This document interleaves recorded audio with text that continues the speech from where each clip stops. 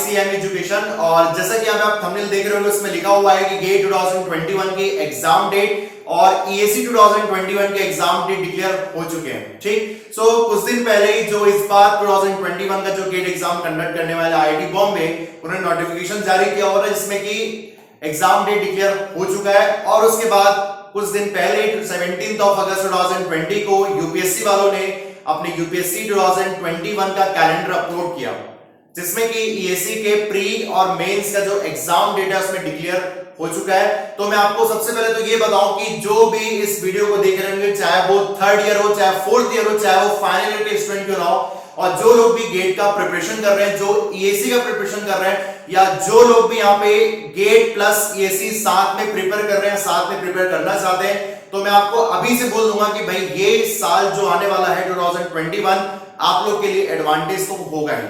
ठीक, अब वो सर कैसे, तो उसको जानने के पहले अपन थोड़ा सा यहाँ पे डिस्कस कर लेते हैं गेट और EAC के बारे में। तो जनरली जब अपन गेट की बात करते हैं तो इतने सालों से हम देखते आ रहे हैं कि गेट का जो पेपर होता है वो in the month of February होता है और उसके मार्च में रिजल्ट्स वगैरह आते हैं। ठीक, अगर मैं बात करूं यहाँ पे 2016 तक जो EAC का पेपर होता था वो objective plus conventional type paper in the month of May और जून में होते थे, जो 5 पेपर्स में डिवाइडेड था। ठीक, और विद इन 3 डेज अपने पास एग्जाम होते थे। ठीक, in the month of May and June. लेकिन 2017 के बाद से यूपीएससी में इसने चेंजेस किए और EAC के एग्जाम को उन्होंने 2 पार्ट में डिवाइड कर दिया। पहला था प्री एग्जाम और दूसरा मेंस एग्जाम। अगर मैं प्री एग्जाम की बात करता हूं तो वो in the month of January, first week of January को होता है, और अगर बात करो मेंस का तो इन the month of June and July conduct होता है। इसका मतलब है कि बोल सकते हैं कि यहाँ पे जनवरी से लेके जून जुलाई तक के मंथ पे अपने पास 5 to 6 मंथ का गैप रहता है for preparation of conventional exam of IAS। ठीक, तो यहां तक तो अपने पास सिनेरियो ठीक था 17 से लेके 2020 तक। लेकिन इस बार का जो EAC का पेपर होने वाला है 2021 का, जो नेक्स्ट ईयर के लिए बात हो रही है यहाँ पे, तो थोड़ा सा वो पोस्टपोन हुआ है। और मैं बोलूंगा थोड़ा सा नहीं, काफी ज्यादा पोस्टपोन हुआ है ड्यू टू, आपको पता ही है यहाँ पे कोविड-19 का जो यहाँ पे पैंडेमिक चल रहा है पूरे all over the world, that's why ये थोड़ा पोस्टपोन हो गया है। ठीक, तो ये वीडियो जो है उनके सबके काम आने वाला है, जो लोग यहाँ पे थर्ड ईयर, फोर्थ ईयर और फाइनल ईयर के यहाँ पे जो ड्रॉपर स्टूडेंट है, सबके सब इस वीडियो को देखना कि कैसे अपन गेट का प्रिपरेशन करें, कैसे EAC का प्रिपरेशन करें, या कैसे अपन दोनों को साथ लेके आगे बढ़े। ठीक, तो सबसे पहले अगर मैं डिस्कस करता हूं यहाँ पे कि भाई अपने पास जो एग्जाम होता था, अगर मैं बात करूं यहाँ पे 2017 से लेके 2020 तक। ठीक, अगर मैं इसकी बात करता हूं तो मैं इसको 2 पार्ट में डिवाइड किया। सबसे पहले EAC का एग्जाम जो है, मेरे पास EAC का एग्जाम 2 पार्ट में डिवाइड था, एक था प्री एग्जाम और दूसरा था मेंस एग्जाम। ठीक, अगर मैं प्री एग्जाम की बात करता हूं तो प्री एग्जाम जो होता है जनरली ऑब्जेक्टिव टाइप क्वेश्चंस होते हैं, उसमें ये ऑब्जेक्टिव टाइप क्वेश्चंस, और इसमें नॉन टेक्निकल और टेक्निकल सब्जेक्ट्स पूरे होते हैं, नॉन टेक्निकल और टेक्निकल सब्जेक्ट्स। लेकिन अगर बात करते हैं यहाँ पे मेंस का, तो मेंस में अपने पास सब्जेक्टिव टाइप क्वेश्चंस होते हैं जहां पे अपने को लिखना होता है पूरा एग्जाम, यहाँ पे अपने को आंसर शीट फिल करने होते हैं, सब्जेक्टिव टाइप क्वेश्चन। या फिर अपन बात करें कन्वेंशनल, जो भी बोला यहाँ पे कन्वेंशनल टाइप पेपर। ठीक, जिसमें अपने पास सिर्फ और सिर्फ टेक्निकल सब्जेक्ट्स के पेपर होते हैं। ठीक, और अगर मैं बात करूं यहाँ पे कि EAC के बाद गेट का, तो गेट का जो एग्जाम तो भाई अपने पास अभी तक तो चेंज हुआ नहीं है, ये हमेशा फरवरी के मंथ में होता रहा इतने सालों तक। EAC का जो प्री एग्जाम की बात करें अपन तो ये इन द मंथ ऑफ जनवरी होता है, और अगर मेंस की बात करें तो ये इन द मंथ ऑफ जून और जुलाई, ये इन महीनों में एग्जाम क्रिएट होते हैं। ठीक, तो यहां पे मैं कंपैरिजन कर रहा हूं 2017 से 2020 तक का EAC और गेट का एग्जाम।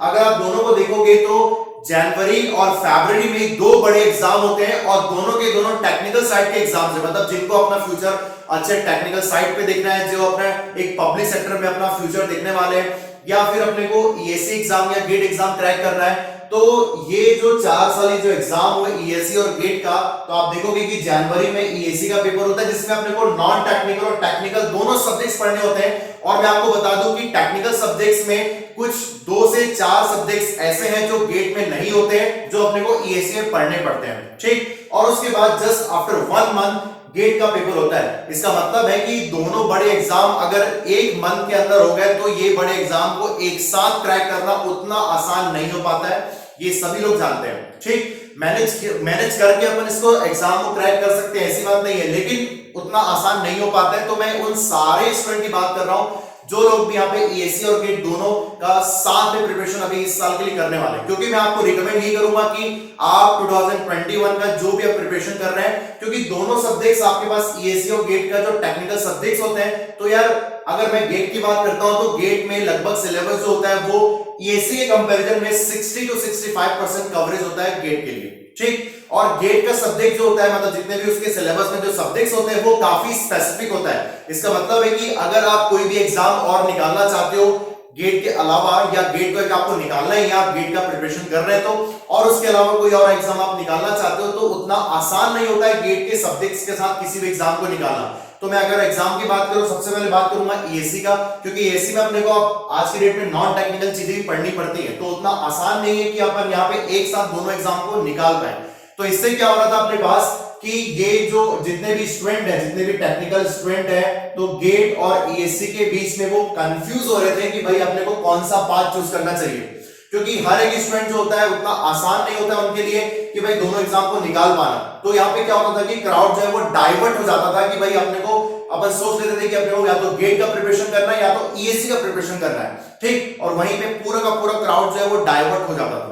और मैं आपको एक और चीज बता दूं कि ईएससी के जो नंबर ऑफ पोस्ट होते हैं ईएससी के थ्रू, वो अभी बहुत कम हो गए। आपको मैं कोई झूठ नहीं बोलूंगा, सच बात है ये, ठीक। तो ये दोनों के एग्जाम के लिए क्राउड जो है वो डाइवर्ट हो जाता था।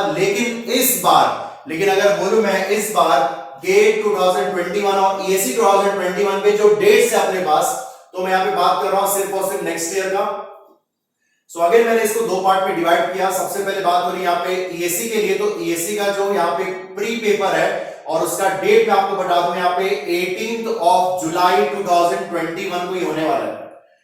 तो यार यहाँ पे जो चीज जनवरी में होती थी वो पूरी की पूरी जो ऑब्जेक्टिव क्वेश्चन होते थे प्री एग्जाम का, वो शिफ्ट हो गया 18 जुलाई 2021, मतलब कि 6 मंथ का यहाँ पे पोस्टपोन हुआ है। आप सोच सकते हो यहाँ पे 6 मंथ यहाँ पे कैसे हुआ है, आप इसका रीजन भी जानते हो। और अगर मैं इसके मेंस एग्जाम की बात करता हूं तो मेंस एग्जाम जो है वो हो गया मेरे पास 10 अक्टूबर 2021, ठीक। ये मैं लिख देता हूं यहाँ पे 2021।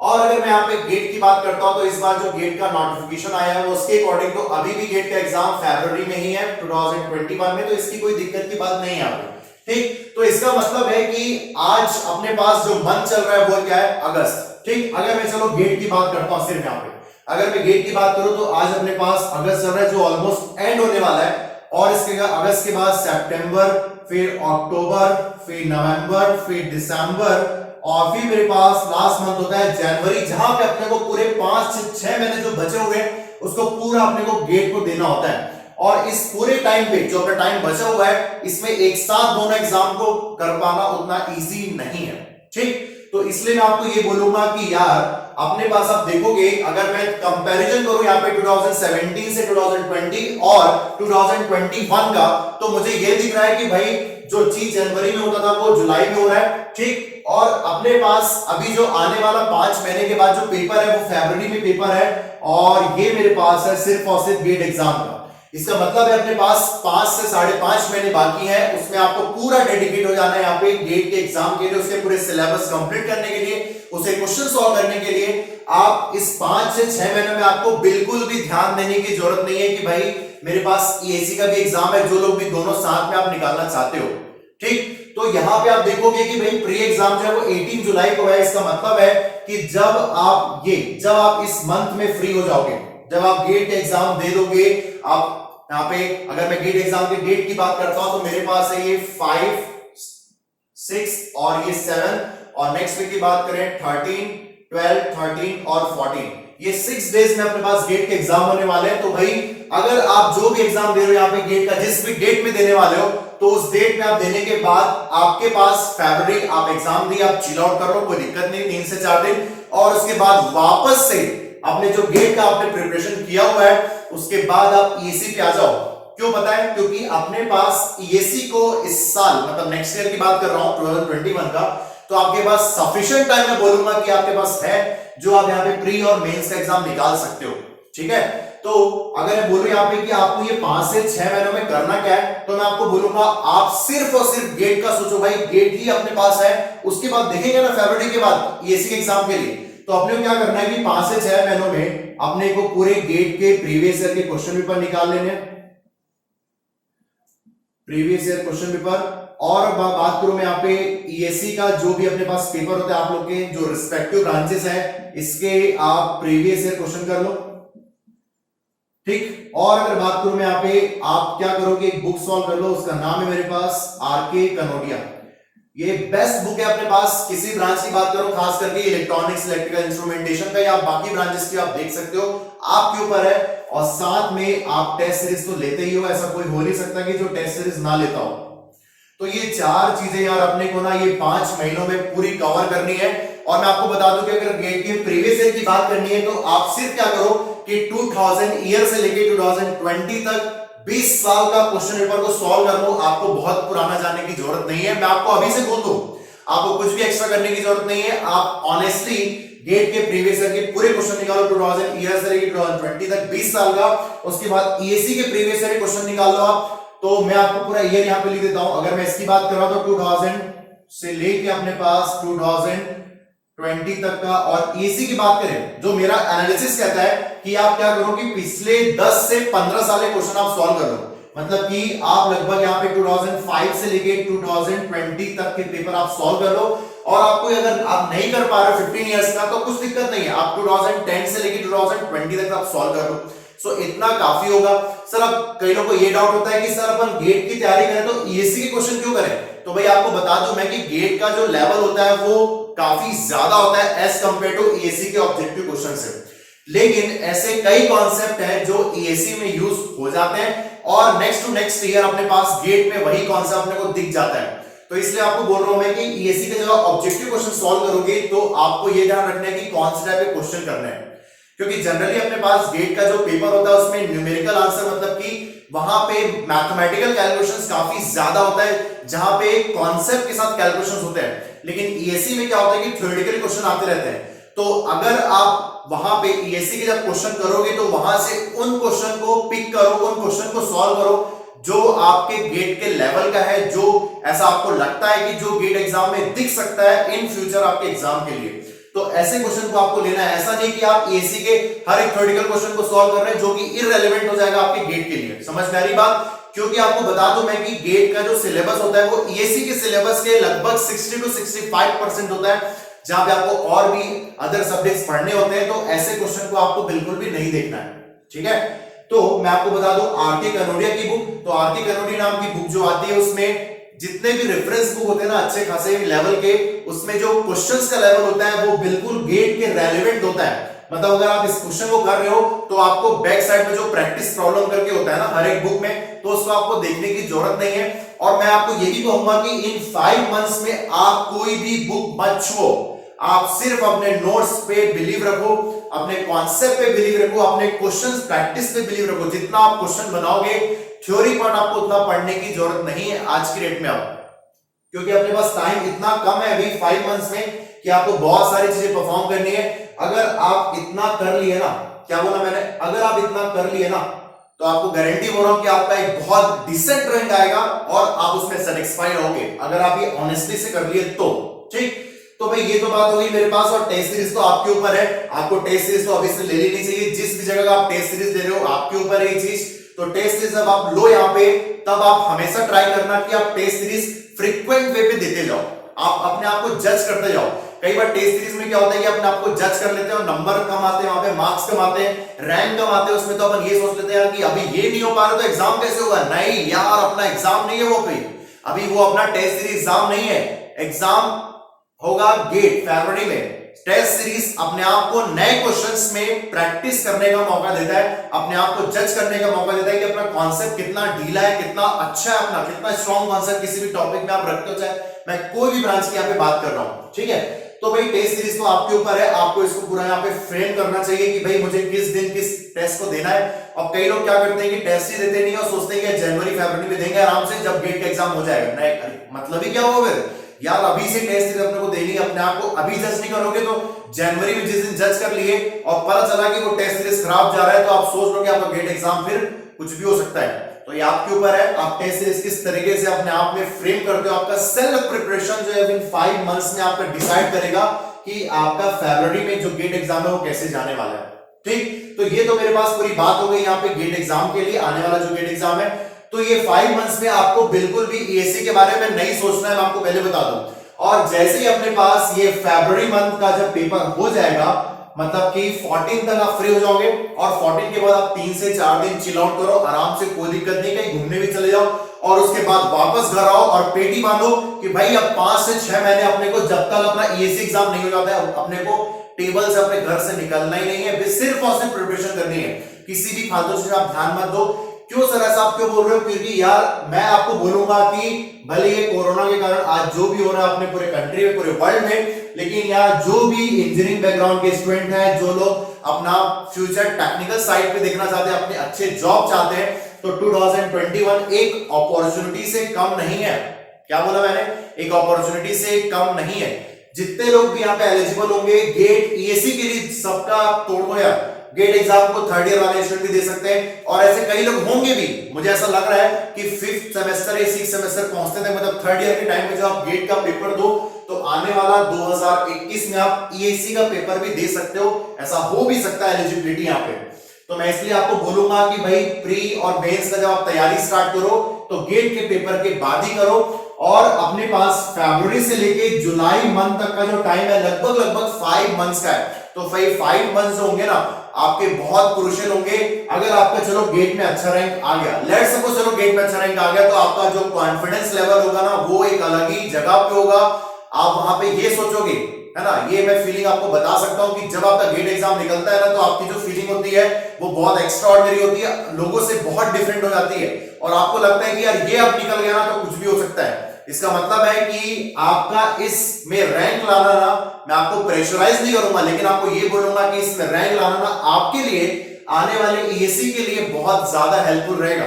आपके मोरल डाउन नहीं होगा, आपका मोरल और ऊपर अच्छा होगा। ठीक, तो आपको क्या करना है, अपने डिफरेंट करने हैं थोड़े से। आप अगर प्रिपरेशन कर रहे हैं दोनों का एग्जाम का साथ में, और आपको बोलूंगा मैं कि अब आप अगले साल के लिए 2021 के लिए आप दोनों एग्जाम को यहाँ पे देखो बिल्कुल। तो गेट का एग्जाम तो अपने 5 मंथ से प्रिपेयर हो जाना है, उसके बाद तो भूल जाओ इसको। उसके बाद बात आती है मेरे पास प्री के लिए, और प्री की बात अपने पास 5 मंथ्स पे करना है, फरवरी टू जुलाई यहाँ पे। और जब प्री का एग्जाम हो जाएगा तो भाई जब आप प्री में आप तैयारी करोगे यहाँ पे नॉन टेक्निकल सब्जेक्ट्स का, सर नॉन टेक्निकल कौन कौन से होते हैं तो आपको बता दूं टोटल 10 टॉपिक्स होते हैं यहाँ पे। जस्ट आपको नाम में गिना देता हूं। अगर बात करो इंजीनियरिंग मैथमेटिक्स हो गए, ठीक, एप्टीट्यूड, रीजनिंग, न्यूमेरिकल एबिलिटी हो गए, current affairs, national international affairs हो गए यहाँ पे, ठीक है, इंडस्ट्रियल डेवलपमेंट हो गए, एनर्जी इन्वायरमेंट हो गए यहाँ पे, प्रोजेक्ट मैनेजमेंट हो गए, सेफ्टी हो गया, इंजीनियरिंग ड्राइंग के कुछ टॉपिक्स होते हैं अपने पास। तो ये सारे कुछ सब्जेक्ट हैं और भी अपने पास इंफॉर्मेशन कम्युनिकेशन टेक्नोलॉजी आईसीटी। तो यार ये सब टॉपिक है ना, इसमें से 3-4 टॉपिक तो ऐसे हैं जो गेट के टाइम पे ही हो जाएंगे अपने पास। गेट के एग्जाम के प्रिपरेशन के टाइम पे ही ये प्री का नॉन टेक्निकल सब्जेक्ट तो लगभग 30% तो ऑलरेडी तैयार हो चुका होगा। तो बाकी बचा हुआ 70% तो यार इसको अपने को 5 मंथ में प्रिपेयर कर लेना चाहिए, क्योंकि भाई बहुत ज्यादा ये गोल्डन अपॉर्चुनिटी है 2021 दोनों एग्जाम के लिए। ठीक, इसको भी आपको ये नहीं सोचना है कि यार क्यों अपने पास एग्जाम डिले हो गया। अब यार हर चीज को देखने का नजरिया होता है। अगर मैं इसको देखूं तो मैं एज अ अपॉर्चुनिटी देखूंगा कि यार बहुत अच्छी बात है कि जो एग्जाम विद इन 1 मंथ होता था, 2 बड़े एग्जाम जहां पे दोनों को एक साथ क्रैक करना आसान नहीं होता था, क्योंकि कई लोग ऐसे स्टूडेंट होते थे जो लोग दोनों को साथ में करने के चक्कर में दोनों एग्जाम बिगाड़ देते थे। कई लोग का गेट ही निकलता था, कई लोग का ईएससी कुछ नहीं हो पाता था। तो भाई अब तो ये मौका है ना अपने पास, बहुत टाइम है, दोनों के बीच में गैप है यहाँ पे। तो अगर प्री के बाद अगर मेंस की बात करें तो जो कन्वेंशनल पेपर होता है अपने पास, तो उसमें आपको क्या करना है कि ये जुलाई से लेके अक्टूबर तक अपने पास लगभग 2.5 या 3 मंथ्स का गैप है अपने पास, आप बोल सकते हो। और अगर मैं पहले की बात करता हूं तो यहाँ पे जनवरी से लेके अपने पास जून जुलाई तक 5 मंथ्स का गैप होता था। तो यहाँ पे आप बोल सकते हो कि सर प्री और मेंस के बीच में जो गैप था वो ज्यादा था पहले, अभी कम है। लेकिन फरवरी से जुलाई और जुलाई से अक्टूबर तक का टाइम तो सफिशिएंट है ना, जिसमें आप आराम से ईएससी को फोड़ दोगे। समझ में आ रहा है? और आप ये सोचो कि यार जब गेट निकल गया तो ईएसी निकालने में क्या देरी है फिर। तो जो लोग का कन्वेंशनल अच्छा होता है, जिनको लिखना पसंद होता है, हैंडराइटिंग जिनकी बहुत अच्छी है, तो उनको तो ईएसी में बिल्कुल ट्राई करना चाहिए। और ऐसे कई लोग होते हैं जिन ये सोचते हैं कि यार गेट का इतना प्रिपरेशन कर लिए तो ईएसी निकालने में क्या दिक्कत है, दोनों को एक साथ करते हैं ना तो एक साथ हो सकता है। अब फिलहाल इस साल के लिए, नेक्स्ट ईयर में आपको बता नहीं सकता कि 2022 में क्या होगा, लेकिन जो लोग भी एलिजिबल हो रहे हैं गेट और ईएसी के लिए इस साल दे दो यार, मजा आ जाएगा। और गेट के साथ अगर ईएसी निकल गया ना तो फिर आप ना 7वें 8वें आसमान से होंगे। आप सोच भी नहीं सकते कि आपकी लाइफ कितनी ज्यादा मस्त हो जाएगी। समझ में आ रही बात आपको? तो ये वीडियो मैं जस्ट आप लोगों को एक इंफॉर्मेशन देने के लिए किया था कि आप इस चीजों को देखें, आप ध्यान दें कि आपको अब ना कंफ्यूज होने की जरूरत नहीं है। जो क्राउड पहले डाइवर्ट हो जाता था ईएसी और गेट में, क्योंकि वो विद इन मंथ एग्जाम होते थे, अब आप डाइवर्ट होने की आपको बिल्कुल भी जरूरत नहीं है। आप आराम से अपने प्रिपरेशन पे ध्यान दो, गेट और ईएससी का साथ में लेके चलो। लेकिन ये 5 मंथ्स में आपको कुछ भी फालतू काम करने की जरूरत नहीं। मोबाइल छोड़ दो, सब छोड़ दो, सब फालतू काम छोड़ दो, सिर्फ ये 5 मंथ्स गेट पे ध्यान दो कि भाई गेट ही सब कुछ है मेरे लिए। ठीक, तो मैं आगे जाके जो मेरे वीडियोस आएंगे तो वहां पे पूरा डिस्कस करूंगा कि गेट और ईएससी के जैसे कुछ सब्जेक्ट्स होते हैं जो कॉमन सब्जेक्ट्स होते हैं, जो आपको यहाँ पे ध्यान देने हैं। और फरवरी के बाद आपको ईएससी के कुछ और अदर टेक्निकल सब्जेक्ट जो होते हैं जो गेट में नहीं होते, उसमें आपको कैसे ध्यान देना है। ठीक है, तो पूरा मैं एक एनालिसिस करूंगा और कुछ दिन में, बस 2 से 4 दिन में अपने पास गेट के प्रिपरेशन की अच्छी खासी मैं स्ट्रेटेजी लेके आऊंगा। कि अगर बात करूं मैं अपने की इलेक्ट्रिकल में और ये इलेक्ट्रॉनिक्स, इसके मैं सब्जेक्ट्स लेता हूं तो मैं ये दोनों ब्रांच का, आप चाहोगे तो मैं इंस्ट्रूमेंटेशन को भी लेके आ जाऊंगा। और जहां पे मैं गेट के इन 5 मंथ्स का पूरा प्रिपरेशन स्ट्रेटेजी आपके पास लेके आऊंगा, जहां पे आपको किस सब्जेक्ट को कितना ज्यादा पढ़ना है। क्योंकि इस बार आईआईटी बॉम्बे वाले पेपर कंडक्ट करने वाले हैं, तो वही आईआईटी बॉम्बे अपने पास में एक ग्रेट इंस्टीट्यूट है पूरे ऑल ओवर द वर्ल्ड। अगर बात करूं कंट्री की बात करूं मैं, तो पेपर आप ये सोचो कि अच्छा खासा आ सकता है या सिंपल भी है, दैट डजंट मैटर। आपको मैटर करता है कि आपका ये 5 मंथ सिर्फ आपको है कि नहीं। अगर आप यहाँ पे गेट का प्रिपरेशन कर रहे हैं या एसी का प्रिपरेशन कर रहे हैं, तो आपको सेल्फ बूस्ट होना पड़ेगा, सेल्फ मोटिवेटेड होना पड़ेगा। आपको कोई मोटिवेट नहीं करने वाला है। इवन आप अपने आप को खुद को ही मोटिवेट करोगे हर जगह पे। आप बस ये चीजों को, मैंने आपको 4 चीजें बताई है, GATE previous question, ESE previous question, आगे करोडिया टेस्ट सीरीज, बस ये आप लगाते जाओ। मैं आपको दावे से कह सकता हूं, मैं आपको लिख के बता रहा हूं, अगर आपने ईमानदारी से कर लिया ना, आपसे क्वेश्चन बन रहे हैं यहाँ पे, तो यहां बनेंगे। क्या बोला मैंने? आप यहां पे भी आपसे क्वेश्चन बनेंगे। ठीक है, सो आने वाले वीडियोस में हम लोग मिलते हैं जहां पे और अपन प्रिपरेशन स्ट्रेटेजी की बात करेंगे। सो अभी के लिए अपने पास थैंक यू और all the best for your GATE as well as ESE preparation. Bye bye.